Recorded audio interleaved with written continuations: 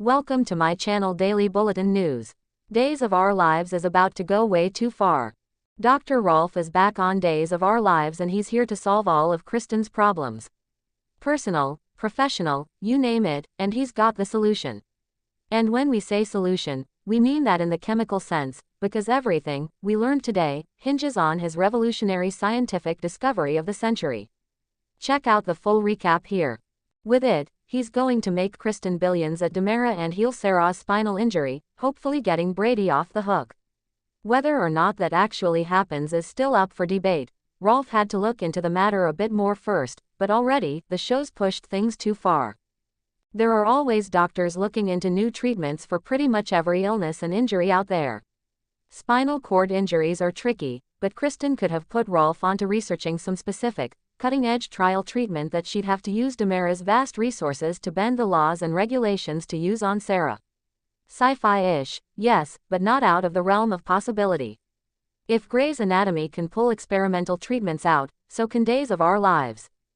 But to bring Rolf back with a formula like what he described, derived from those dang magic prisms and that can regenerate failed organs, regrow dying tissue, heal pretty much any wound or injury. That's a bridge way too far. We already know the prisms can cure incurable tumors, that's how Bo was brought back. And now this type of thing would remove pretty much any dramatic tension from any health-related stories. I was horribly disfigured and have amnesia and will need plastic surgery and a way to heal my brain injury. Right now, for instance, the Bold and the Beautiful is in the process of killing Taylor off with a failing heart. Will she actually die? If we're being honest, probably not. But at least there's some dramatic tension there as we wonder if the show will go through with it that just wouldn't exist with Dr. Rolf's revolutionary revitalization serum.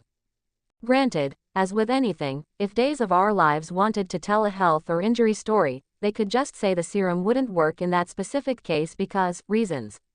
It's like with Abigail. Dr. Rolf has been bringing people back from the dead for years, but for some reason, she didn't qualify for the resurrection treatment. And that's why we think he could solve this, Abigail, mystery. The same could happen if this serum becomes an actual reality. But maybe it's just better to stop with the catch-all miracle cures and resurrections. We've already lost a lot of the tension when a character dies. We know they're bound to be back eventually, and these days, it's usually sooner, rather than later. Remove that tension from any kind of health issue and there's an entire tentpole of stories that are just gone.